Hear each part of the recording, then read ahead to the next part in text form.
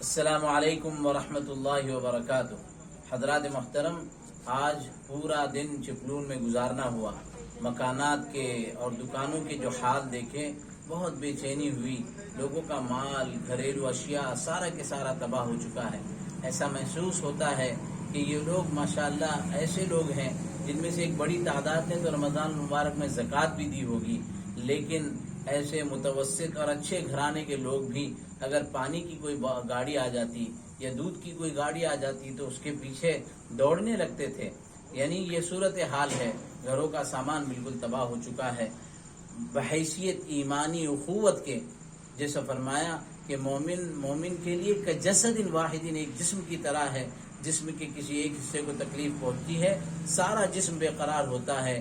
مومنوں سے، ایمان والوں سے، اللہ کے نیک بندوں سے توجہ کی جاتی ہے اور درخواست کی جاتی ہے کہ کھیڑ، مہاڑ اور چپلون کے اس علاقے کا دورہ کریں، اپنی اپنی جماعتوں کے ساتھ، اپنی اپنی تنظیموں کے ساتھ آئیں اور مقامی جماعتوں کے ربط کے ساتھ معلوم کریں۔ میری ایک دکان والے سے بات ہوئی، وہ قریب آ کے کہنے لگا کہ مولانا 4 فریج تھے دکان میں اور 8-10 لاکھ کا مال تھا، سارا کے سارا ختم ہو گیا ہے۔ صرف یہ گھریلو اشیاء دینے پر اکتفا کرنا نہیں ہے، بلکہ اس کے آگے اور بھی لوگ جن کی دیگر ضروریات ہوگی، جن کے کاروباری مسائل ہوں گے، جن کے گھریلو مسائل ہوں گے، اس کے سلسلے میں فکر کرنے کی ضرورت ہے۔ اللہ تبارک و تعالی ہم سب کو قبول فرمائے۔